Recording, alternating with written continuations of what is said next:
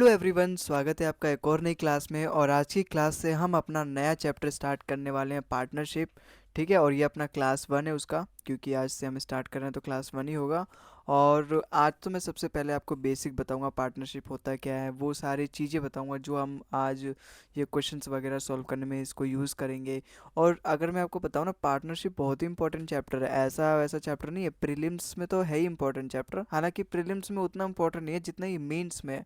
Mains के perspective से भी ये ज़्यादा इंपॉर्टेंट चैप्टर बन जाता है। ठीक है, अगर आप पीवाईक्यू की बुक भी खोल के देखोगे और पार्टनरशिप वाला चैप्टर खोलोगे, और अगर आपको पार्टनरशिप अलग से नहीं मिलता कोई चैप्टर, तो आप रेशो में जाके देखोगे तो वहाँ पर ये रेशो के अंदर ही आता है एक तरीके से, तो रेशो का ही पार्ट है। तो वहाँ पे आप देखोगे ना, तो ये जितने सारे ज़्यादातर क्वेश्चंस होंगे उनके नीचे टीयर 2 लिखा रहेगा, मतलब वो मेंस में ज़्यादातर ऐसे सवाल आते हैं। ठीक है, तो क्योंकि हम यहाँ पे प्री प्लस मेंस दोनों के लिए पढ़ाई कर रहे हैं, तो पार्टनरशिप हमारे लिए इंपॉर्टेंट चैप्टर एक बन जाता है। ठीक है, तो स्टार्ट करते हैं आज। अगर मैं आपको बताऊं इसका वेटेज वगैरह के बारे में बताऊं, तो देखो मेंस में 30 क्वेश्चन आते हैं मैथ में। तो टोटल 30 में से एक ना एक क्वेश्चन तो आपको पार्टनरशिप से देख ही जाता है, हर दूसरे शिफ्ट में आपको देखने को मिल सकता है। और प्रीलिम्स में बात करूँ तो प्रीलिम्स में कभी आता है कभी नहीं आता, तो हम 0 से लेके एक क्वेश्चन देख सकते हैं 25 में से। ठीक है, तो ये रहा अपना इसका वेटेज कि आप इसको कितना महत्व दे सकते हो, कितना देना चाहिए कितना नहीं।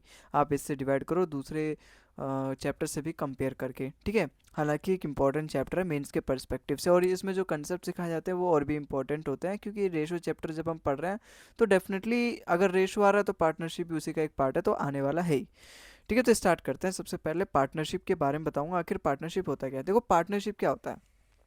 पार्टनरशिप एक एक बिजनेस जैसे हम करते हैं ना, तो उसमें हम एक ही आदमी जो होता है उसके पास अगर कम फाइनेंस है, तो वो अपने साथ अपने जैसे कुछ और लोगों को मिला लेता है, उसे हम बोलते हैं पार्टनरशिप। मतलब एक या एक से ज़्यादा लोग, एक से ज़्यादा नहीं, मतलब दो या दो से ज़्यादा लोग अगर मिलकर किसी भी बिजनेस को कर रहे हैं, तो वो पार्टनरशिप हो गया। अब वो जब पार्टनरशिप हो गया, अब जो बिजनेस है वो एक्चुअली में वो कर क्यों रहे हैं, बिजनेस वो कर क्यों रहे हैं, दो ही चीज़ के लिए। दो चीज़ के लिए नहीं, केवल एक चीज़ के लिए। उनका जो मेन पर्पस है वो प्रॉफिट है, सोसाइटी की भलाई तो बाद में, लेकिन जो पहली चीज़ है वो क्या है, प्रॉफिट। तो बिजनेस का यहाँ पे मेन उनका फोकस किस पे रहता है, प्रॉफिट। अब ये प्रॉफिट किस तरीके से बनेगा, प्रॉफिट भी आपका, अब हमारे जितने भी ये सवाल देखे जाएंगे ना, जैसे आप इस सवाल में देखो, यहाँ पे प्रॉफिट का रेशो दे रखा है, टाइम का रेशो दे रखा है, और उनका कैपिटल्स के बारे में पूछ रखा है इस सवाल में। ऐसे ये सारे सवाल हैं। तो ये कुछ सवाल लेकर आया हूँ मैं आपके सामने, जिसे हम आज इस वीडियो में हम सॉल्व करने वाले हैं। तो देखो, बिजनेस हम क्यों करते हैं, क्योंकि हमें प्रॉफिट चाहिए होता है, ज़्यादा से ज़्यादा हमें मुनाफा कमाना होता है। अब प्रॉफिट भी हमारे केवल दो चीज़ों पे डिपेंड करता है। प्रॉफिट जो होता है वो हमारा दो चीज़ों पे डिपेंड करता है, कि हमारा जो बिज़नेस है उसमें जितने भी पार्टनर्स हैं वो कितना ज़्यादा इन्वेस्टमेंट करते हैं। ठीक है, पहली चीज़ क्या है, कितना ज़्यादा इन्वेस्टमेंट करते हैं। जो ज़्यादा इन्वेस्टमेंट करेगा उसका जो प्रॉफिट में शेयर होगा वो ज़्यादा होगा। ठीक है, तो एक तो इन्वेस्टमेंट हो गया, जो जितना ज़्यादा इन्वेस्टमेंट करेगा वो उतना ज़्यादा प्रॉफिट लेके जाएगा। दूसरा है टाइम, जो जितना ज़्यादा समय तक अपना इन्वेस्ट करेगा उसको फिर प्रॉफिट का रेशो जो है, उसका जो शेयर है प्रॉफिट का, वो भी बढ़ जाएगा। ठीक है, तो दो चीज़ पे हमारा जो प्रॉफिट है वो दो चीज़ पे डिपेंड किया रहेगा, और उसी शेयर में जो हमारा वहाँ पे पार्टनर है उसको डिवाइड करेगा। तो प्रॉफिट किस पे डिपेंड करता है, या तो इन्वेस्टमेंट पे या तो टाइम पे।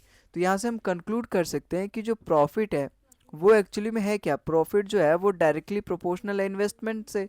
मतलब जितना ज़्यादा इन्वेस्टमेंट उतना ही ज़्यादा अपना प्रॉफिट का शेयर बनेगा उस पार्टनर के लिए। और एक और है, प्रॉफिट जो होगा वो डायरेक्टली प्रोपोर्शनल होगा किसके, प्रॉफिट होगा डायरेक्टली प्रोपोर्शनल होगा टाइम से। मतलब जितना ज़्यादा समय के लिए जो हमारा पार्टनर है या फिर कोई भी आदमी है वो बिजनेस में इन्वेस्ट करेगा, उतना ही ज़्यादा उसका शेयर बनेगा। तो यहाँ से मैं इन दोनों की बातों से एक कंक्लूड कर सकता हूँ कि जो प्रॉफिट होगा वो एक्चुअली में कुछ और नहीं, डायरेक्टली प्रोपोर्शनल होगा इन्वेस्टमेंट, इन्वेस्टमेंट गुना टाइम। बिल्कुल। तो यहाँ से मेरे पास एक फॉर्मूला आ जाएगा, अगर इस प्रोपोर्शनल को हटाऊँ तो के लग जाएगा। अब के आप लो चाहे ना लो, यहाँ पे कुछ फ़र्क नहीं पड़ता। तो यहाँ से प्रॉफिट की वैल्यू क्या आ जाएगी, यहाँ पे प्रॉफिट का फॉर्मूला हमारे पास क्या बन जाएगा, इन्वेस्टमेंट गुना में टाइम। ठीक है, तो बहुत ही इंपॉर्टेंट फॉर्मूला है, और यही एक ऐसा मात्र फॉर्मूला है जो कि हमारे पूरे चैप्टर में काम आने वाला है। तो इसको याद रखना। भाई इस सवाल में किस तरीके से देगा, सवाल में आपको प्रॉफिट का रेशो दे देगा, इन्वेस्टमेंट का रेशो दे देगा, आपसे टाइम पूछ लेगा। तो टाइम कैसे निकालोगे, जब आप प्रॉफिट को यहाँ इन्वेस्टमेंट से डिवाइड कर दोगे टाइम आ जाएगा। और टाइम का रेशो दे सकता है, प्रॉफिट का रेशो दे सकता है, आपसे इन्वेस्टमेंट पूछ लेगा। तो इन्वेस्टमेंट कैसे आएगा, जब आप प्रॉफिट को टाइम से डिवाइड कर दोगे। तो इसी तरीके से वो बदल बदल के एक चीज़ आपसे पूछ लेगा, दो चीज़ आपको दे देगा। ठीक है, तो उस तरीके से जब हम अभी सवाल करेंगे तो देखेंगे। ठीक है, और भी मुझे कुछ बताना था आपको। हाँ, पार्टनर्स भी समझ लो, ये दो तरीके के पार्टनर्स होते हैं, पहला पार्टनर्स, दूसरा पार्टनर। देखो पार्टनर कितने कितने तरीके होते हैं, जब आपको अभी ये टर्म्स मिलेगा आगे चल के क्वेश्चंस में। पहला जो हो गया ना, एक होता है वर्किंग पार्टनर। वर्किंग पार्टनर मतलब ऐसे पार्टनर जो कि उस बिजनेस में इन्वेस्ट तो करेगा ही, इन्वेस्ट तो करेगा, लेकिन वो साथ में वर्क भी करेगा। जैसे एलोन मस्क का एग्जांपल ले लो, टेस्ला में उसने इन्वेस्ट तो किया ही है, सबसे बड़ा ज़्यादा इन्वेस्टर वही है, लेकिन साथ में वो वर्क भी करता है। अभी न्यूज़ एक वायरल हुई थी जिसमें बोला गया 92 लाख करोड़ रुपए उसकी सैलरी है। 92 लाख रुपए, 92 लाख करोड़ रुपए था ना। हाँ यस, 92 लाख करोड़ के आसपास उसकी सैलरी है, बताओ, डेफिनेटली बहुत ज़्यादा है ना। या फिर 92 हज़ार करोड़ था, क्योंकि 92 लाख बहुत ज़्यादा है, 92 हज़ार करोड़। 92 हज़ार करोड़, सोचो ना, 92 हज़ार करोड़ उसकी सैलरी थी। और ऐसी एक तो वर्किंग वर्किंग पार्टनर होता है, और एक होता है स्लीपिंग पार्टनर। स्लीपिंग पार्टनर क्या होता है, केवल एक बार इन्वेस्ट कर देता है, वो वर्क वगैरह नहीं करता, केवल वो पैसे डाल देता है, वो बोलता है तुम प्रॉफिट कमाओ, तुम्हें जितना ज़्यादा पैसा चाहिए वो मेरे से ले लो, लेकिन हाँ मैं अपना समय नहीं दे सकता, मैं काम नहीं कर सकता आपके साथ। मैं जितना तुम्हें पैसा चाहिए, अगर मेरे को तुम्हारे ऊपर ट्रस्ट है तो मैं तुम्हारी कंपनी में इन्वेस्ट करने को तैयार हूँ। तो ये जो स्लीपिंग पार्टनर होता है ना, वो केवल इन्वेस्टमेंट करता है, वो वर्क नहीं करता उसी में। तो वर्किंग पार्टनर से भी आपको समझ में आएगा, स्लीपिंग पार्टनर, दोनों एकदम रिलेटेड टर्म है। उनके टर्म्स का जो मीनिंग है, जो हम उससे जिस वर्ड से उसको हम पुकारते हैं, उससे ही समझ सकते हैं कि वर्किंग पार्टनर का मतलब क्या है या फिर स्लीपिंग पार्टनर का मतलब क्या है। ठीक है, तो ये कुछ बातें थी जो मुझे आपको बताना था पार्टनरशिप स्टार्ट करने से पहले, या फिर पार्टनरशिप के बारे में, किस तरीके से उनके सॉल्यूशंस हम करेंगे, किस तरीके से उनके सवालों को हम अंजाम देंगे। तो ये सारी चीज़ें वो बातें थी जो आपको पता होनी चाहिए। ठीक है, तो आई होप आपको ये 5 मिनट जो भी मैंने आपको समझाया, 5 से 6 मिनट लगे, वो आप अब यूज़ करोगे और इस क्वेश्चन को सॉल्व करोगे। जैसे अपने यहाँ पे देखो क्वेश्चन नंबर 1 क्या बोल रहा है, 3 partners share the profit in a business in the ratio 8:7:5। They invested their capital for 7 months, 8 months and 14 months respectively. What was the ratio of their capital? देखो यहाँ पे कैपिटल का रेशो पूछ लिया, कैपिटल्स मतलब इन्वेस्टमेंट। भाई यहाँ पे सवाल में क्या बोला गया, जो प्रॉफिट हुआ था उसका शेयर किस रेशो में बांटा गया, 8:7:5 में। मतलब यहाँ पे प्रॉफिट का शेयर दे रखा है, जो कि कितना दे रखा है, 8:7:5। और फिर क्या दे रखा है, टाइम का रेशो। तो यहाँ से टाइम का रेशो क्या दे रखा है, 7:8:14 दे रखा है। हमें क्या बोला, हमें इन्वेस्टमेंट पूछा है। भाई मैंने आपको बताया था फॉर्मूला, जो प्रॉफिट होता है वो इन्वेस्टमेंट गुना टाइम होता है। यहाँ से मुझे इन्वेस्टमेंट पूछ लिया, तो मैं प्रॉफिट को टाइम से डिवाइड करूंगा। इसका मतलब ये जो प्रॉफिट है इसको मैं टाइम से डिवाइड करूंगा, तो मुझे पता चल जाएगा यहाँ पे इन्वेस्टमेंट का रेशो। अब देखो यहाँ पे ये प्रॉफिट का रेशो है, ये टाइम का रेशो है, इसका मतलब 8 को 7 से डिवाइड कर रहा हूँ, फिर 7 को 8 से डिवाइड कर रहा हूँ, और मैं 5 को 14 से भी डिवाइड कर रहा हूँ। तो इसका मतलब ये इंडिविजुअल को मैं इससे डिवाइड करते जा रहा हूँ। तो मुझे कुछ और नहीं करना। भाई हम डिवाइड कैसे करते हैं यहाँ पे, तो हम डिवाइड कैसे करते हैं, भाई आपको देखो बटे 7 भी करना है, बटे 8 भी करना है, बटे 14 भी करना है, तो आपको कुछ नहीं करना, बस इन तीनों का एलसीएम ले लेना है, फिर उसकी यहाँ पे मल्टीप्लाई कर देना है। भाई यहाँ से मुझे इस तीनों को गायब करना पड़ेगा, तीनों को गायब करना पड़ेगा, तभी तो यहाँ पे इन्वेस्टमेंट का रेशो आएगा, फ्रैक्शन में तो आएगा नहीं। सारे सारे आंसर भी देखो यहाँ पे एकदम सिंपल में दे रखे हैं, तो फ्रैक्शन तो गायब करना पड़ेगा। तो इन तीनों का एलसीएम लेंगे ना, वही उसको मतलब हो जाएगा कि हम उसको डिवाइड कर रहे हैं। भाई मुझे 1/7 भी करना है, 1/8 भी करना है, 1/14 करना है, तो क्यों ना मैं इसी को उसका मल्टीपल बना लूँ। तो एलसीएम लूँगा इसका, 14 और 8 और 7 का एलसीएम बताओ। भाई 14 और 7 का एलसीएम तो 14 ही होगा, और यहाँ पे 8 में देखो 2 छुपा होता है, बिल्कुल नहीं, 4 भी होगा। देखो 14 और ये 7 में तो यहाँ पे 14 इसका एलसीएम हो जाएगा। तो आपको कुछ नहीं करना इसमें, 14 और 8, 14 और 7 का एलसीएम तो 14 हो जाएगा, लेकिन 14 8 से कटता नहीं है, तो क्या कटता है, 14 ऐसा जो छोटा नंबर जो 8 से भी कट जाए, 14 से भी कट जाए, 56। तो इसका एलसीएम क्या हो जाएगा, 56 हो जाएगा। देखो 7 से भी कटेगा, जो चीज़ 14 से कटेगा वो डेफिनेटली 7 से भी कटेगा। तो इसका एलसीएम क्या है, 56। मुझे इसकी इससे पूरे से मल्टीप्लाई कर देना है, फिर एक एक रेशो से इसको काटो, 7 से जाएगा ये 8 बार में, और 8 से इसकी मल्टीप्लाई कर दो, तो इन्वेस्टमेंट का रेशो यहाँ से आ जाएगा 64। 64 एक ही ऑप्शन में दिख रहा है, ऑप्शन नंबर डी इसका बिल्कुल करेक्ट हो जाएगा। हालांकि आगे भी देख लेते, क्या पता रेशो आगे कुछ कट ना रहा हो। 8 से जाएगा ये 7 बार, 7 7 जब 49, तो 64:49, जो कि मेरे को कंफर्म होता हुआ दिखाई दे रहा है, यस ऑप्शन नंबर डी ही है। 14 से जाएगा ये 4 बार में, 4 5 जो 20, तो 64:49:20, ऑप्शन नंबर डी इसका बिल्कुल करेक्ट होगा। ठीक है, तो इसी के साथ हमने पहला क्वेश्चन कर लिया, और आई होप आपको ये सवाल समझ में आया होगा किस तरीके से हमें पार्टनरशिप के सवाल को बनाना है। अब जैसे इस सवाल में देखो बिल्कुल सेम सवाल है अपना, 3 partner share the profit in a business in the ratio 9:8:11। They invested their capital for 4 months, 6 months and 18 months respectively, what was the ratio of their capital. भाई यहाँ पर भी रेशो पूछ रखा है उनकी कैपिटल का। भाई अगर 3 लोग हैं, 3 पार्टनर है जिन्होंने शेयर को इस तरीके से किया, जो प्रॉफिट है उसका शेयर इस तरीके से उनके बीच में हुआ कि पहले को 9 मिला तो दूसरे को 8, दूसरे को 8 मिला तो तीसरे को 11, मतलब उनका जो प्रॉफिट का शेयर है या फिर प्रॉफिट का रेशो है वो कितना है, 9:8:11। फिर क्या बोला गया है, फिर बोला गया है अगर उन्होंने जो अपना इन्वेस्टमेंट है वो 4 महीने के लिए किया था, 6 महीने के लिए किया था, 18 महीने के लिए किया था, तो मुझे ये बताना है उनका इन्वेस्टमेंट क्या था।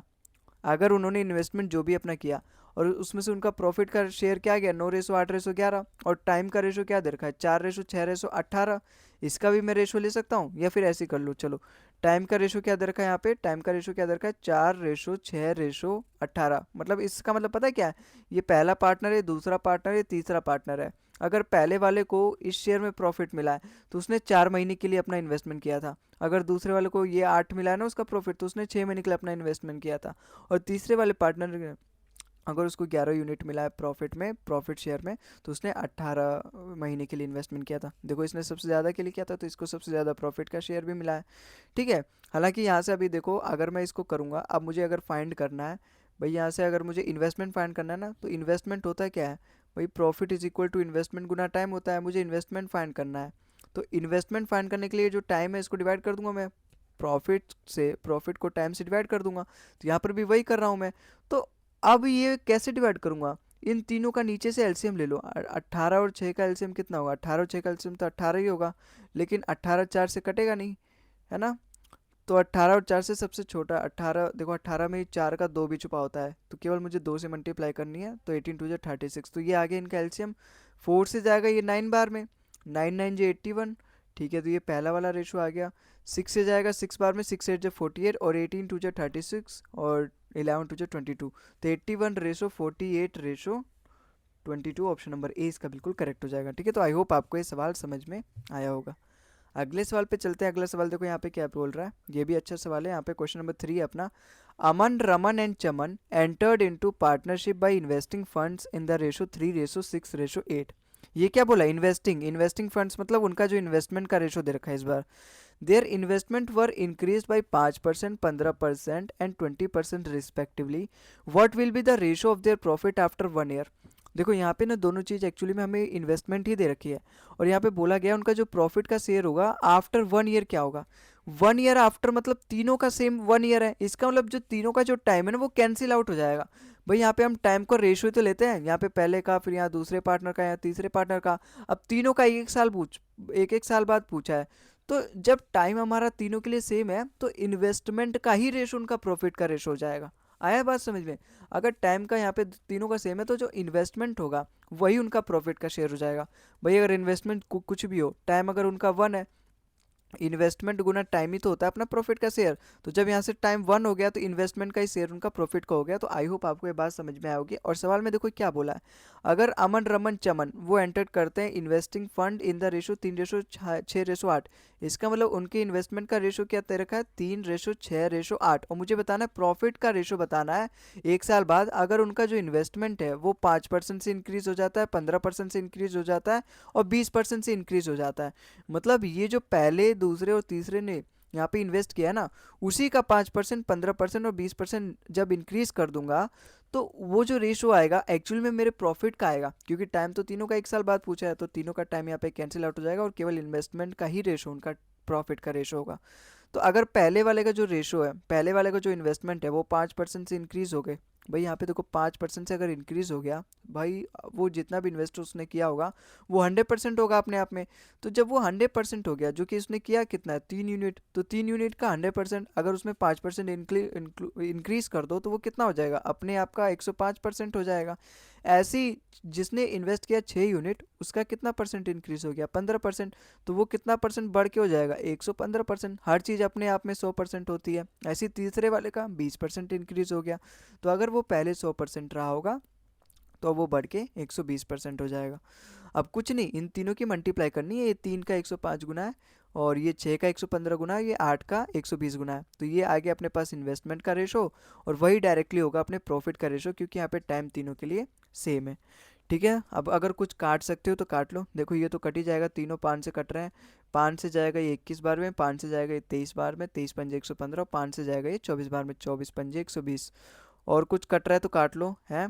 3 से कट रहा है, 3 से ये कटेगा। एक्चुअली में ये 21 3 गुना है, ये 6 23 गुना है, और ये 8 का 24 गुना है। तो 3 से ये जाएगा 1 बार में, अब इस वाले रेशो में ये चल जाएगा 2 बार में, और इस वाले रेशो में ये चल जाएगा 8 बार में।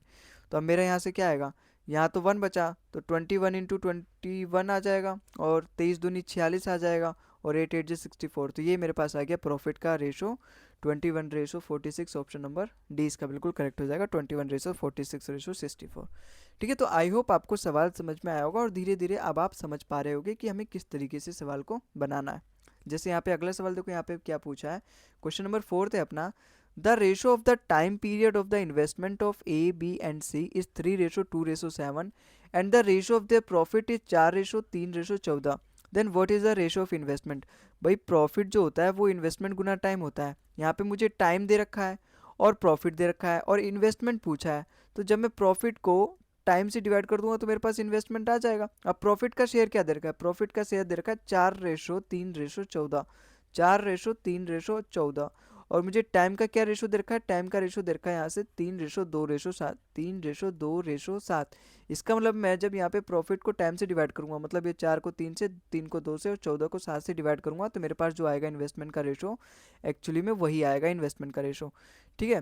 तो इन तीनों का एलसीएम ले लो, 7 और 3 और 2 का एलसीएम ले लो, क्या आएगा, 7 दूनी 14, 14 तिया 42, तो 42 आ जाएगा इन तीनों का एलसीएम, क्योंकि तीनों में कोई फैक्टर है नहीं, कॉमन फैक्टर, तो इनका मल्टीपल इसका एलसीएम आ जाएगा।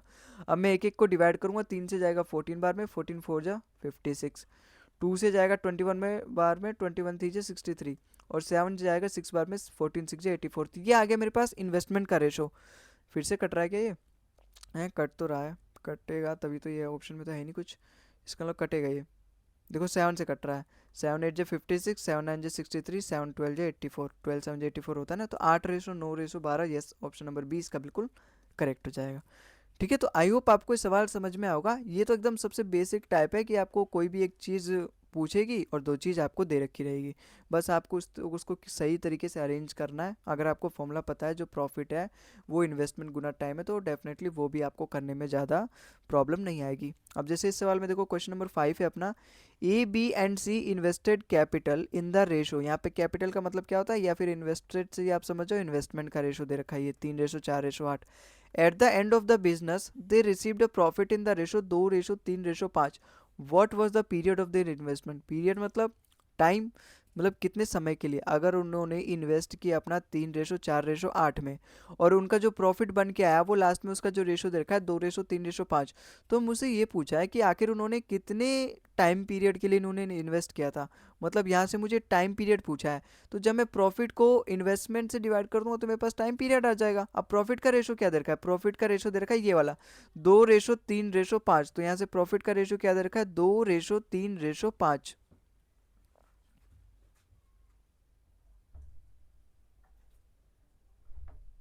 और इन्वेस्टमेंट का रेशो क्या दे रखा है, यहाँ से इन्वेस्टमेंट का रेशो देखा है 3:4:8। इसका मतलब जब मैं यहाँ पे प्रॉफिट को इन्वेस्टमेंट से डिवाइड कर दूंगा तो मेरे पास जो भी रेशो आएगा वो एक्चुअली मेरे पास अपने टाइम पीरियड का रेशो आएगा।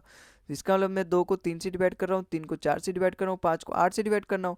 अब 2 का 1/3 फाइंड करना, 3 का 1/4, 5 का 1/8 फाइंड करना मेरे लिए बहुत मुश्किल टास्क है। तो मैं इन तीनों का एलसीएम ले लूँगा और पूरे से मैं मल्टीप्लाई कर दूंगा।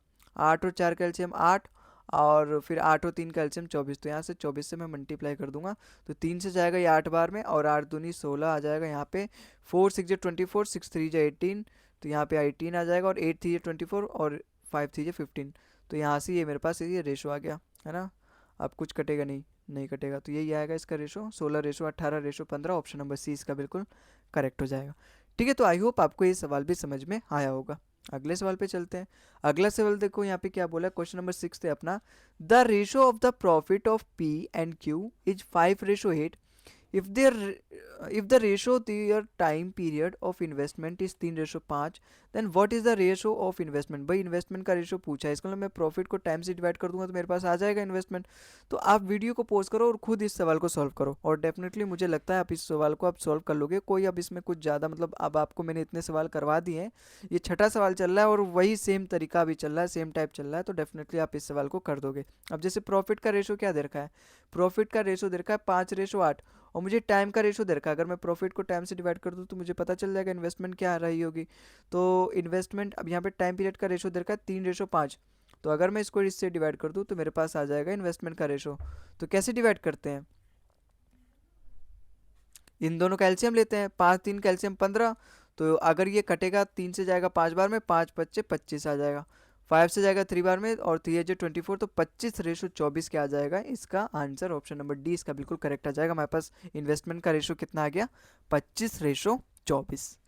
अगले सवाल पे चलते हैं। अगले सवाल देखो यहाँ पे क्या बोला गया है।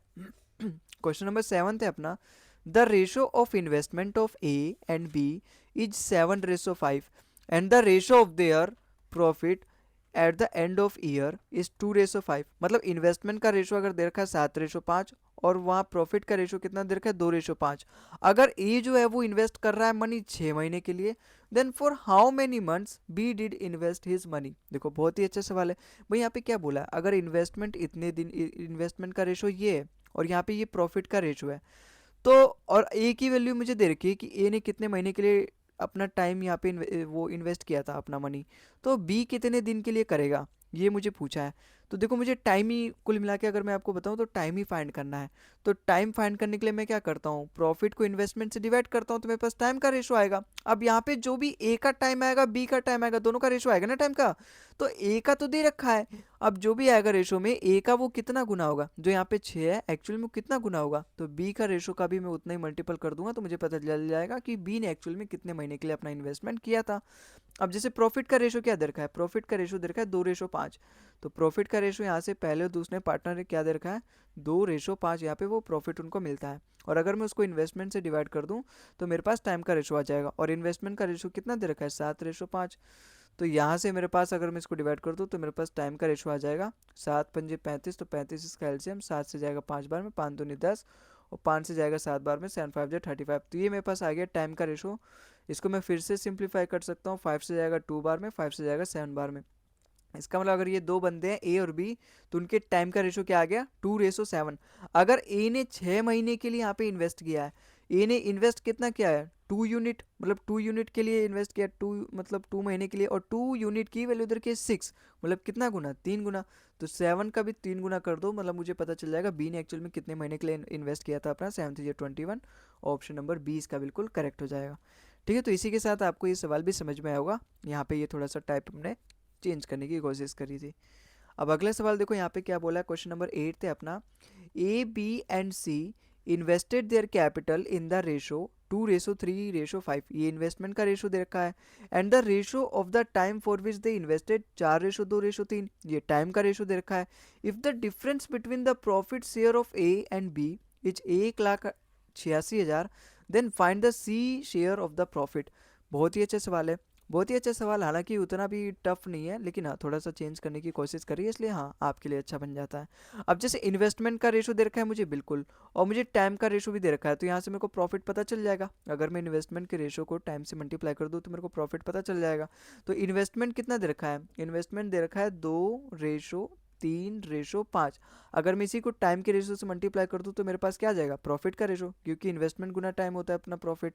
तो एक एक रेशो को पकड़ो और उसके रिस्पेक्टिव तरीके से उसको मल्टीप्लाई कर दो। तो 2 का 4 के साथ, मतलब 2 वाला जो यूनिट उसने इन्वेस्ट किया है 4 महीने के लिए किया है, और ऐसे ही जो अपना दूसरा वाला उसने 2 महीने के लिए, तो 2 की 3 से मल्टीप्लाई कर दो, तीसरा वाला तीसरे से मल्टीप्लाई कर दो, तो ये पास अपने पास आ गया प्रॉफिट का रेशो। अब यह है कितना 4 दूनी 8, 2 दूनी 6, और 5 या 15, तो ये पास अपने पास आ गया प्रॉफिट का रेशो, और एकदम सिंप्लीफाइड है, अब और नहीं कटेगा ये आपस में। अब सवाल में क्या बोला गया है, जो प्रॉफिट शेयर है ना, ये प्रॉफिट का शेयर आया है, अब जो प्रॉफिट शेयर है ए और बी के बीच में उसका जो डिफरेंस दे रखा है वो 1,86,000 है। मतलब ये वाला पहला वाला ए है, दूसरा वाला बी है और तीसरा वाला सी है। अगर इन दोनों का जो डिफरेंस है यहाँ से 2 यूनिट की वैल्यू दे रखी है मुझे सवाल में, कितनी दे रखी है, इन दोनों का डिफरेंस 2 यूनिट है ना, उसी की सवाल में वैल्यू दे रखी है 1,86,000। और पूछ क्या रखा है मुझे, सी की वैल्यू पूछ रखी है, मतलब 15 यूनिट की वैल्यू मुझे यहाँ पे पूछ रखी है। भाई 1 यूनिट की वैल्यू मैं यहाँ से निकाल सकता हूँ, 2 से अगर मैं इसको काटूंगा 2 9 80 93,000 गुना है ये, तो इसका भी मैं 93,000 गुना कर दूंगा, तो मुझे पता चल जाएगा एक्चुअली में उसने उसका जो सी का शेयर है प्रॉफिट का वो कितना है। देखो अगर मैं यहाँ पे कुछ चेक कर सकता हूँ, 3 का मल्टीपल, जैसे यहाँ पर भी 3 छुपा है और यहाँ पर भी 3 छुपा है, तो 9 का मल्टीपल होना चाहिए। क्या मैं 9 का मल्टीपल चेक कर सकता हूँ? देखो 9 5 14, मतलब 5 2 7 और 8, ये नहीं है ना। 9 और ये 5 3 8 और 1 9, ये हो सकता है, ठीक है, ये नहीं है। 9 हो गया, 5 3 8 और 9, ये भी हो सकता है। तो दो ऑप्शन अगर 9 के मल्टीपल हो गए तो मैं इसको 9 के मल्टीपल से तो नहीं चेक कर सकता, है ना। लास्ट में 3 जीरो आना चाहिए, लास्ट में 3 जीरो, बी वाला तो एलिमिनेट वैसे ही था, है ना। लास्ट में सब में 3, तो मैं मल्टीप्लाई करके दे रहा हूँ, देखता हूँ। भाई 15 3 जा 45, 5 बचा और 4 हासिल, और 15 9 135, 135 में अगर मैं 4 जोड़ दूँ तो 1395 आ जाएगा। 1395 केवल एक ही ऑप्शन में होगा, ऑप्शन नंबर डी इसका बिल्कुल करेक्ट हो जाएगा। ठीक है, 1395 और 000 तो यहाँ पर एज इट इज़ आ जाएगा, तो मेरा कौन सा ऑप्शन नंबर डी इसका बिल्कुल करेक्ट हो जाएगा। इसका सी का शेयर कितना है प्रॉफिट में, 13,95,000। ठीक है, तो आई होप आपको ये सवाल भी समझ में आया होगा।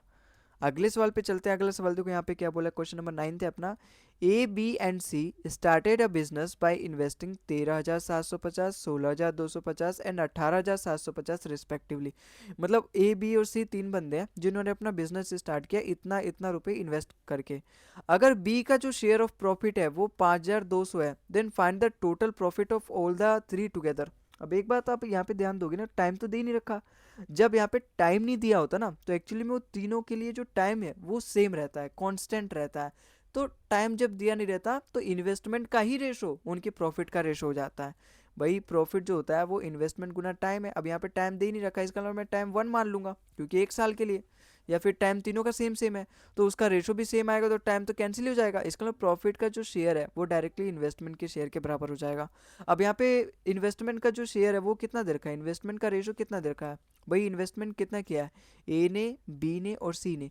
अगर ए ने 13,750 रुपये किया है तो बी ने कितना किया है, बी ने 16,250 किया है, और वहीं पे सी ने कितना किया है, 18,750।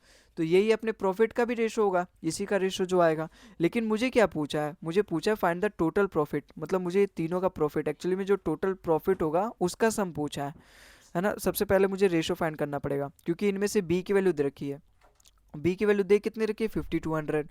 तो मुझे पता करना पड़ेगा उसमें जो भी रेशो है एक्चुअली में उसका कितना मल्टीपल है ना। अगर मैं यहाँ पे काट सकूँ, देखो जीरो से जीरो तो कट ही जाएगा, है ना। और 125 से कटेगा ये तीनों, क्योंकि 125 से ये लास्ट के जो तीनों नंबर हैं ये कट रहे हैं, तो 125 से कटेगा। 125 से कम 125, और यहाँ बच जाएगा 12 5, मतलब 125 से एक बार और कट जाएगा, तो 125 का 11 गुना है। ये भी जाएगा 125 से, 125 से 125 बार में जाएगा।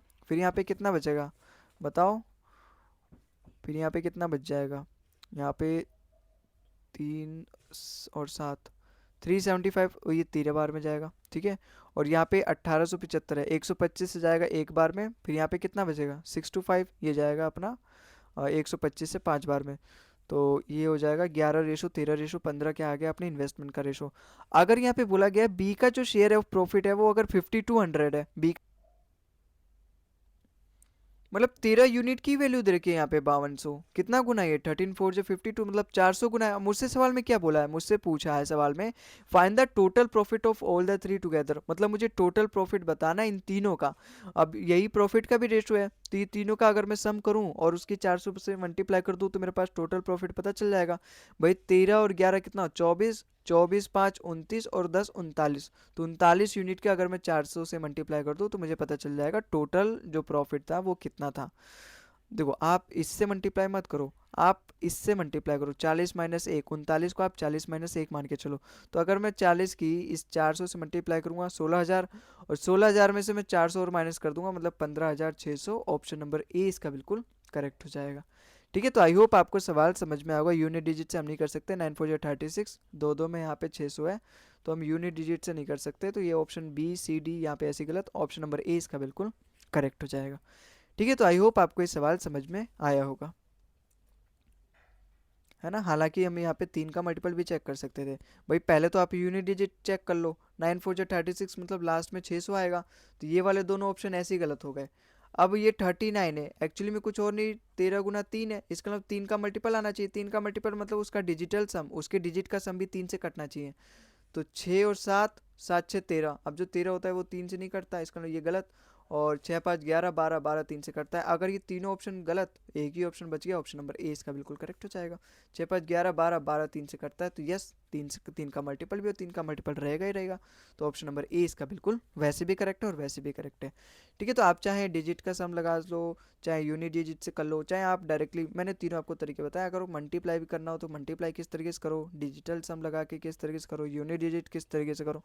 तो ये सारी चीज़ें ट्रिक्स होती हैं जो हमारे जो कैलकुलेशन होती है उनको अवॉइड करने में मदद करती हैं। आओ अगले सवाल पे चलते हैं। अगला सवाल देखो यहाँ पे क्या बोला, क्वेश्चन नंबर 10 है अपना। 21,000 is divided among A B and C in such a way that the share of A and B are in the ratio 2:3 and those of B and C are in the ratio 4:5, then what is the share of B? भाई 21,000 रुपये total ऐसा amount है जो कि ए B सी के बीच में divide किया जाता है।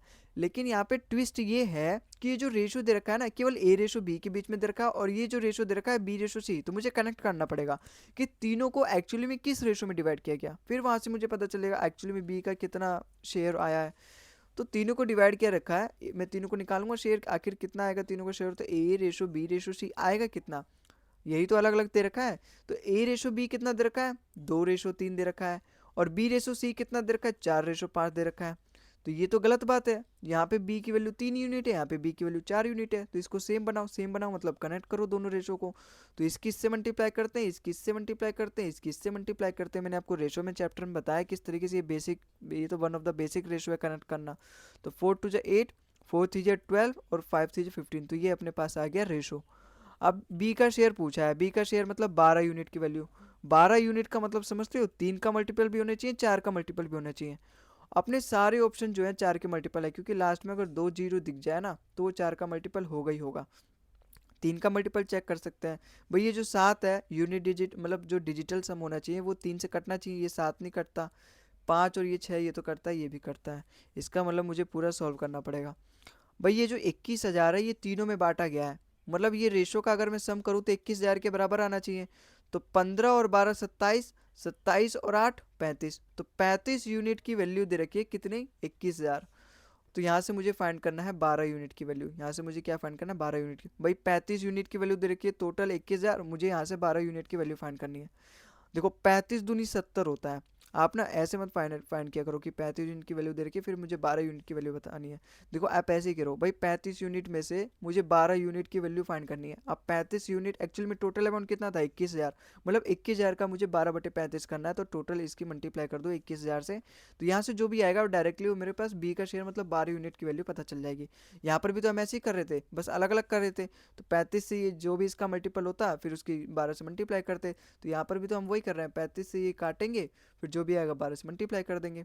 अब कैसे काटें, देखो 35 दूनी 70 होता है, और 70 का ये 3 गुना है 210, तो 35 का कितना हो जाएगा, 6 गुना, क्योंकि 35 के भी 2 गुना का 3 गुना है, तो 35 का 6 गुना हो जाएगा। तो और ये 2 जीरो बचेगा, भाई 35 का 2 गुना 70, 70 का 3 गुना ये 210 है केवल, तो 210 कट जाएगा, डबल जीरो आ जाएगा। तो 12 6 72 मतलब 7200, ऑप्शन नंबर सी इसका बिल्कुल करेक्ट हो जाएगा। ठीक है, तो आई होप आपको ये सवाल यहाँ पे समझ में आया होगा। अगले सवाल पे चलते हैं। अगला सवाल देखो यहाँ पे क्या बोला, क्वेश्चन नंबर 11 है अपना।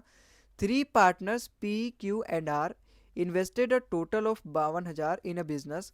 Eight the end of 1 year P got 1430, Q got 1870 and R got 2420 as profit.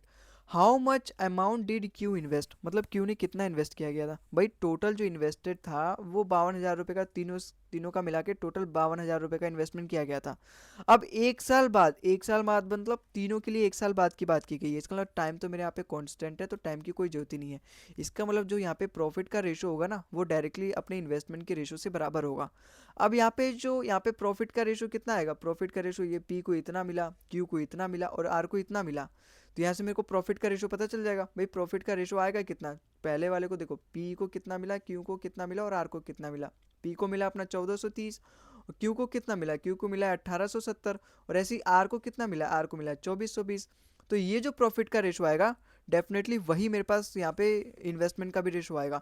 लेकिन मुझे बताना है क्यू ने कितना इन्वेस्ट किया था, तो क्यू की वैल्यू मुझे यहाँ से फाइंड करनी है, मतलब पहले तो रेशो लूँगा फिर क्यू की वैल्यू फाइंड करूँगा, है ना। और यहाँ पे टोटल इन्वेस्टमेंट कितना किया गया, 52,000 रुपये का। तो सबसे पहले तो इनके बीच का रेशो फाइंड करो। देखो जीरो से दीजिए तो कट ही जाएगा, है ना। 11 से कट जाएगा, 11 से जाएगा इक्कम बार में, 11 एकम इक्कम, और 11 एकम 11, और 11 तिया 33। ठीक है, ये भी जाएगा 11 से 17 बार में, और ये भी जाएगा 11 से 22 बार में। तो ये अपने पास आ गया क्या, रेशो आ गया। मुझे फाइंड करना है क्यू की वैल्यू, मतलब क्यू ने एक्चुअली में कितना। अब ये जो प्रॉफिट का रेशो है ये डायरेक्टली इन्वेस्टमेंट का भी यही रेशो होगा, क्योंकि टाइम तो कांस्टेंट है। मतलब मुझे 17 यूनिट की वैल्यू फाइंड करनी है, मतलब जो मेरा आंसर होना चाहिए 17 का मल्टीपल होना चाहिए। 17 के तो चारों ही मल्टीपल है, 153 भी, 187 भी, 17 भी, 204 भी। तो इसका मतलब मुझे पूरा सॉल्व करना पड़ेगा। भाई ये जो 52,000 है ये टोटल अमाउंट है जो इन्वेस्ट किया गया, और टोटल इन्वेस्ट कितना गया, ये और ये जब मैं जोड़ दूंगा तो मुझे पता चल जाएगा टोटल कितना इन्वेस्ट किया गया। तो रेशो में यहाँ पे टोटल इन्वेस्टमेंट आ जाएगा, और यहाँ पे टोटल अमाउंट में रियल में मुझे पता चल जाएगा कितना इन्वेस्ट किया गया। तो यहाँ से अगर मैं 13 जमा 17 करूँ 30, 30 और 22 मतलब 52 यूनिट मुझे जमा किया गया, मतलब 52 यूनिट जमा किया गया है। और उसमें से मुझे 17 यूनिट की वैल्यू यहाँ से फाइंड करनी है, और टोटल कितना गया था उसका 17/52 करूँगा तो मुझे पता चल जाएगा क्यू ने कितना इन्वेस्ट किया था। तो 52,000 यहाँ पे टोटल किया गया था।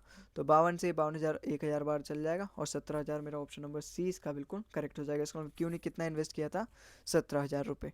ठीक है, तो इसी के साथ आपको ये सवाल भी समझ में आया होगा। अगले सवाल पे चलते हैं। अगला सवाल देखो यहाँ पे क्या बोला, क्वेश्चन नंबर 12 है अपना। A and B jointly start a business, the investment of A is equal to 7 times the investment of B. इसका मतलब यहाँ पे इन्वेस्टमेंट का रेशो दे रखा है, यहाँ से मुझे साफ साफ पता चल रहा है ए और बी के बीच में जो इन्वेस्टमेंट है ए का वो 7 गुना है ऑफ बी का इन्वेस्टमेंट से। अगर बी जो है वो 1 रुपये इन्वेस्टमेंट करता है ना, तो बी उसका 7 गुना करता है, 7 रुपये करेगा। तो ये आ गया उनके इन्वेस्टमेंट का रेशो। अब वो जॉइंटली स्टार्ट करते हैं बिजनेस, और ये इन्वेस्टमेंट का रेशो हो गया। Find the share of A in the annual profit of 2,75,000। इसका मतलब टाइम तो दे नहीं रखा, इसका मतलब ये जो टाइम है एनुअल प्रॉफिट है, मतलब दोनों के लिए सेम है। तो टाइम यहाँ पे कांस्टेंट है, तो जो इन्वेस्टमेंट का रेशो होगा वही मेरे प्रॉफिट का रेशो होगा। ठीक है, तो यही मेरे पास प्रॉफिट का भी रेशो यही आ गया। अब पूछा क्या है, मुझे शेयर ऑफ ए पूछा है। अगर टोटल प्रॉफिट इतना है, टोटल प्रॉफिट मतलब इन दोनों का अगर मैं सम कर दूं वो टोटल प्रॉफिट आएगा, मतलब 8 में से मुझे 7 की वैल्यू फाइंड करनी है। टोटल प्रॉफिट अपना 8 है, और उसमें मुझे शेयर ऑफ ए फाइंड करना है। शेयर ऑफ ए कितना है, 7 है, तो मुझे 7 की वैल्यू फाइंड करनी है। और टोटल कितना किया गया था, टोटल प्रॉफिट आया कितना, 2,75,000। इसका मतलब 2,75,000 का जब मैं 7/8 करूँगा तो मुझे ए की वैल्यू पता चल जाएगी, आखिर ए का शेयर कितना है प्रॉफिट में। तो 7/8 मुझे कितना करना है, किसका करना है, 2,75,000 का। तो यहाँ से मैं 2,75,000 की सिंपली इससे मल्टीप्लाई कर दूंगा। तो जब मैं ये कितना गुना है वो 7 से मल्टीप्लाई कर दूंगा तो मुझे पता चल जाएगा ए का कितना प्रॉफिट का शेयर है। तो 8 से कितने बार में जाएगा, 8 थी 24, यस, और 35 बचेगा, 8 4 32, फिर 30 बचेगा, तो 8 थी 24, फिर 60 बचेगा, 8 7 56, फिर 40 बचेगा, 8 5 40। तो ये 8 से इतने बार में जा रहा है, और 7 से मल्टीप्लाई करना पड़ेगा। कुछ और कर सकते हैं जुगाड़ हैं। देखो यहाँ पे लास्ट का अगर मैं चेक कर लूँ, लास्ट के 3 4 डिजिट के आ रहे हैं, मल्टीप्लाई तो मुझे करना पड़ेगा, है ना। क्योंकि इतने बड़े बड़े नंबर है, 7 का मल्टीपल चेक करूँ तो उतना ही फिर लग जाएगा। मल्टीपल मैं चेक कर लेता हूँ, ठीक है ना। देखो 7 का मल्टीपल भी हम चेक कर सकते हैं। भाई 7 का मल्टीपल क्या कहता है, ये लास्ट के जो 3 3 डिजिट है इनका डिफरेंस लो और उसको 7 से डिवाइड करो। 600 और 240 का डिफरेंस कितना होता है, पहले आप 600 240 का डिफरेंस पता कर लो। 600 में से 200 घटाऊँ 400, और 40 और घटाऊँ 360। लेकिन ये जो 240 है मुझे 625 में से घटाना है, मतलब मैंने तो केवल 600 में से घटाया। तो 360 में 25 और जोड़ दो, 385। अभी क्या ये 7 से जाएगा, 7 से जाएगा, 7 बार में जाएगा, 7 5 जो 35, 7 5 जो 35। इसका मतलब ये तो 7 का मल्टीपल है। इसको भी चेक कर लेते हैं। भाई मुझे 625 में से 245 घटाना है। 5 में से 5 गया 0, फिर 12 में से 4 गया 8, 5 में से 2 गया 3। क्या जाएगा 7 से, 7 5 जो 35, और फिर 30 बचेगा, नहीं ये नहीं जाएगा। ऑप्शन नंबर बी तो बिल्कुल नहीं होगा, क्योंकि मेरा जो मल्टीपल आना चाहिए वो 7 का मल्टीपल आना चाहिए। अगर मैं इन दोनों का यहाँ से लूँ डिफरेंस, तो 5 में से 2 गया 3, 6 में से 4 गया 2, और 3 में से 1 गया, ये 7 से कटेगा, ये भी नहीं कटेगा। इसका मतलब मेरा ऑप्शन नंबर सी भी नहीं होगा। क्या ये कटेगा, 5 में से 1 गया 4, फिर 12 में से 4 गया 8, और यहाँ से तो इन दोनों का डिफरेंस वैसे ही नहीं होगा, इन दोनों का डिफरेंस तो और छोटा आएगा, मतलब 241 और 225 का डिफरेंस मुझे यहाँ पे लेना पड़ेगा। 5 और 30 हो गया, 15 और 16, 16 अपना 7 से नहीं कटता है, इसका मतलब ऑप्शन नंबर डी भी गलत हो गया। ऑप्शन नंबर ए इसका बिल्कुल करेक्ट हो जाएगा, ऑप्शन नंबर ए ही इसका 7 का मल्टीपल है। ठीक है, तो आई होप आपको ये सवाल समझ में आया होगा। अगले सवाल पे चलते हैं। अगला सवाल देखो यहाँ पे क्या बोला, क्वेश्चन नंबर 13 थे अपना। A B C and D invest in a business in the ratio 3:6:2:5 respectively, but the capital was utilized in the proportion 5:3:2:6 respectively. What is the difference between the share in rupees of A and C out of a profit of 50,250? यहाँ पर भी time का कहीं जिक्र किया ही नहीं है। इसका मतलब जो इन्वेस्टमेंट का रेशो होगा वही उनके प्रॉफिट के डायरेक्टली प्रोपोर्शनल होगा, मतलब जो इन्वेस्टमेंट का रेशो होगा वो डायरेक्टली प्रॉफिट का रेशो होगा। अब इन्वेस्टमेंट का क्या रेशो दे रखा है, इन्वेस्टमेंट का रेशो दे रखा है ए रेशो का 3:6:2:5। तो यहाँ पे ए रेशो बी रेशो सी रेशो डी, इनके इन्वेस्टमेंट का क्या रेशो दे रखा है, इनके इन्वेस्टमेंट का रेशो दे रखा है 3:6:2:5। टाइम का तो दे नहीं रखा, लेकिन ये क्या चीज़ है, आखिर ये क्या चीज़ है, नई चीज़। देखो यहाँ पे कैपिटल जो है ना वो यूटिलाइज किया गया इस प्रोपोर्शन में, मतलब अगर ए ने 3 रुपये अगर यहाँ पे इन्वेस्ट किया ना तो उसका केवल फिफ्थ वाला हिस्सा, मतलब उसका केवल 5 गुना या फिर 5% कह सकते हैं, या फिर उसका केवल 5 यूनिट। अगर ये सपोज 3 अपने आप में 100% है ना तो उसका केवल 5 यूनिट यूज़ किया गया। इसका मतलब 3 का केवल 5 गुना या फिर उसका 5% या फिर कुछ भी कह लो, 3 का केवल 5वां हिस्सा, 5 हिस्सा यूज़ किया गया। ऐसे ही जो बी ने अपना 6 यूनिट किया यूज़, उस मतलब इनका जो एक्चुअल में ये इन्वेस्टमेंट है ना इसको इस प्रोपोर्शन में, मतलब ए का पहले वाले का 5, तो दूसरे वाले का 3 हिस्सा, फिर तीसरे वाले का 2 हिस्सा, फिर डी वाले का 6th हिस्सा, इस तरीके से यूज़ किया गया है। तो इनके जो यूटिलाइज है, मतलब इनका जो इन्वेस्टमेंट है वो इस प्रोपोर्शन में यूज़ हुआ है कि पहले वाले का सबसे, लास्ट वाले का सबसे ज़्यादा यूज़ हुआ है, पहले वाले का उससे कम, फिर दूसरे वाले का उससे भी कम, फिर तीसरे वाले का भी उससे कम। तो इस रेशो में उनका इन्वेस्टमेंट जो है वो यूज़ हुआ है। इसका मतलब 3 का इन्वेस्टमेंट 5 के प्रोपोर्शन में यूज़ हुआ है, 5 के रेशो में, बी वाले का 3 के रेशो में, तो इसी के आप मल्टीप्लाई कर दो। कुल मिला के इन्वेस्टमेंट तो इतने ही किया गया, 3 का मल्टीप्लाई 5 मतलब 15 है ना, यहाँ से मतलब 3 × 5 15। ऐसे ही 6 का इन्वेस्टमेंट कितने के रेशो में किया गया, 6 3 × 18, और यहाँ से 2 का इन्वेस्टमेंट 2 के रेशो में किया गया तो 2 2 4, और यहाँ से 6 5 30। तो ये आ गया टोटल उनके पास उनका इन्वेस्टमेंट का रेशो। ठीक है, यूटिलाइज का मतलब उनका जो इन्वेस्टमेंट है वो इस रेशो में, टोटल उनका इन्वेस्टमेंट यूज़ किया गया है, लेकिन वो इस प्रोपोर्शन में कि जो सबसे पहला ए वाला है उसका 5 और 3 2:6 इस प्रोपोर्शन में यूज़ किया गया, मतलब सबसे ज़्यादा डी वाले का इन्वेस्टमेंट यूज़ किया गया, फिर ए वाले का, फिर बी वाले का, फिर सी वाले का। ऐसा होता है ना, अगर 4 लोग पार्टनरशिप में काम कर रहे हैं तो हम सबसे पहले एक एक का इन्वेस्टमेंट यूज़ करते हैं, अगर एक का ख़त्म हो जाएगा फिर दूसरे का, फिर तीसरे का, फिर छठे का, तो इस तरीके से यूज़ किया गया। तो जो सबसे पहले उसका सबसे ज़्यादा था तो उसका सबसे ज़्यादा इन्वेस्ट किया गया। तो उसी तरीके से देखो यहाँ पे प्रॉफिट का भी रेशो आएगा, जब ए का सबसे ज़्यादा प्रोपोर्शन यूज़ किया गया है तो डी का सबसे ज़्यादा प्रोपोर्शन यूज़ किया गया तो डी का यहाँ पे सबसे ज़्यादा प्रॉफिट का शेयर भी आएगा। अब बी ने देखो यहाँ पे दूसरे नंबर पे बी का यहाँ पे आया है शेयर प्रॉफिट, तो बी ने ज़्यादा इन्वेस्टमेंट किया था और उसका यहाँ पे रेशो भी अच्छा खासा दे रखा, तो 6 3 18, तो उसका जो प्रॉफिट का शेयर है वो 18 यूनिट है। ऐसी ए का 15 यूनिट है और ऐसी सी का 4 यूनिट है, मतलब सी ने सबसे कम इन्वेस्ट किया और उसका यूटिलाइजेशन भी फिर कम हुआ है। लेकिन मुझे यहाँ पे सवाल में क्या बोला है, the difference between the share of A and C out of a profit of 50,250। इसका मतलब जो टोटल प्रॉफिट हुआ है, जो कि हुआ है वो 50,000, उसमें से मुझे बताना है कि ए और सी का डिफरेंस कितना है। ए और सी का मतलब ये जो 50,250 है ना, ये टोटल प्रॉफिट है। ठीक है, आई होप आपको समझ में आया। टोटल प्रॉफिट मतलब भाई प्रॉफिट का ही ये रेशो आया, जब यहाँ पे टाइम कुछ दे नहीं रखा है तो इसका मतलब इन्वेस्टमेंट का ही रेशो अपने प्रॉफिट का रेशो होगा, और प्रॉफिट का रेशो दे रखा है ये। इसका मतलब ये टोटल जो अब हम करेंगे ना उसी की वैल्यू देखिए 50,250। अब ये टोटल आएगा कितना, और मुझे ए और सी का डिफरेंस फाइंड करना है। ए और सी का मतलब 15 और 4 का डिफरेंस मतलब 11 की वैल्यू मुझे फाइंड करनी है। देखो 11 का मल्टीपल भी मैं चेक कर सकता हूँ, 8 5 13। भाई 11 का मल्टीपल कैसे चेक करते हैं, जो अल्टरनेटिव नंबर्स होते हैं ना उनका हम डिफरेंस लेते हैं, उनको सम करके फिर दूसरे वाले अल्टरनेटिव का डिफरेंस लेते हैं।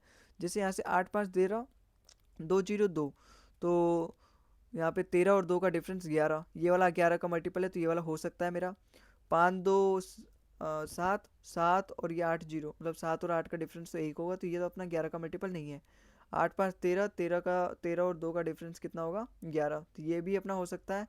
8 2 10 और 10 में से 5 तो ये भी नहीं हो सकता, तो 2 ऑप्शन तो ऐसे ही एलिमिनेट हो गए। अब 11 मतलब मुझे पूरा सॉल्व करना पड़ेगा क्योंकि 2 ऑप्शन यहाँ पे आ सकते हैं।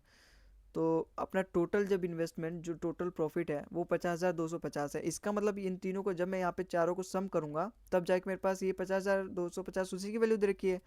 तो बताओ कैसे, 18 4 22, 22 और 10 52, 52 और ये 5, 57 और 67। इसका मतलब यहाँ से अगर मैं सम करूँ तो टोटल तो अपना प्रॉफिट का शेयर कितना ना 67, उसमें से मुझे 11 यूनिट की वैल्यू फाइंड करनी है। और टोटल यहाँ पे प्रॉफिट का है कितना, वैल्यू कितना दे रखा है सवाल में, 50,250। इसका मतलब मैं जब 50,000 का 200, जब मैं 50,250 का 11/67 कर दूंगा तो मुझे पता चल जाएगा ए और सी का डिफरेंस, क्योंकि ए और सी का डिफरेंस कितना दे रखा है, 15 और 4 का डिफरेंस 11 यूनिट है ना।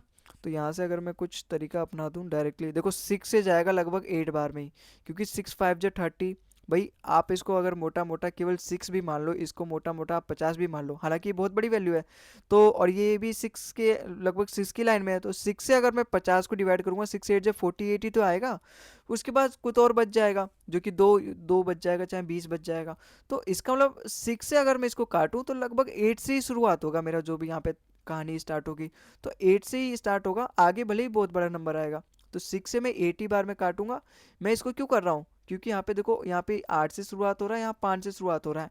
जब मैं 11 की 8 से मल्टीप्लाई करूंगा तो यहाँ पे जो भी मेरा रिजल्ट आएगा वो भी 8 से शुरू होगा, उसके पीछे भले ही कुछ भी आ जाए। और 8 से शुरू मेरा एक ही ऑप्शन शुरू हो रहा है, ऑप्शन नंबर सी, और ये 11 का मल्टीपल भी है यही वाला। तो ऑप्शन नंबर सी मेरा यहाँ पे करेक्ट हो जाएगा, ऑप्शन नंबर ए वाला यहाँ पे गलत हो जाएगा। ठीक है, तो आई होप आपको सवाल समझ में आया होगा ये वाला भी। ठीक है, तो आई होप आज आज की जो क्लास है वो आपको समझ में आई होगी। आज की क्लास हम बस यहीं तक रखते हैं। ठीक है, तो आज हमने कुल 13 क्वेश्चन किए, और जो मैंने आपको बेसिक समझाया पार्टनरशिप के बारे में वो भी आपको समझ में आया होगा। तो अगर आपको क्लास पसंद आए तो आप वीडियो को लाइक करें, चैनल को सब्सक्राइब करें। इसी तरीके से हम हेल्पफुल वीडियो आपके लिए इस चैनल पे लेकर आते रहेंगे। और हाँ, अगर आपको इस क्लास की पीडीएफ चाहिए तो उसका लिंक मैं डिस्क्रिप्शन में दे दूँगा, आप वहाँ से जाके इस पीडीएफ को डाउनलोड करके वहाँ से आप नोट्स बना सकते हैं, और इस क्वेश्चंस की जो भी मैंने आपको यहाँ आज की क्लास में करवाया उन सभी क्वेश्चंस की आप एक बार और प्रैक्टिस कर सकते हैं। उससे क्या आपकी जो कंसेप्ट है और भी मजबूत हो जाएंगे। ठीक है, तो आई होप आपको मज़ा भी आया होगा और समझ में भी आया होगा क्लास। मिलते हैं अगले वीडियो में कुछ और नए कंसेप्ट के साथ, अगले क्वेश्चंस के साथ। तब तक के लिए टाटा बाय बाय। ध्यान रखिए अपने स्वास्थ्य का, और आप कंसिस्टेंसी बनाए रखिए। ठीक है, मिलते हैं अगले वीडियो में।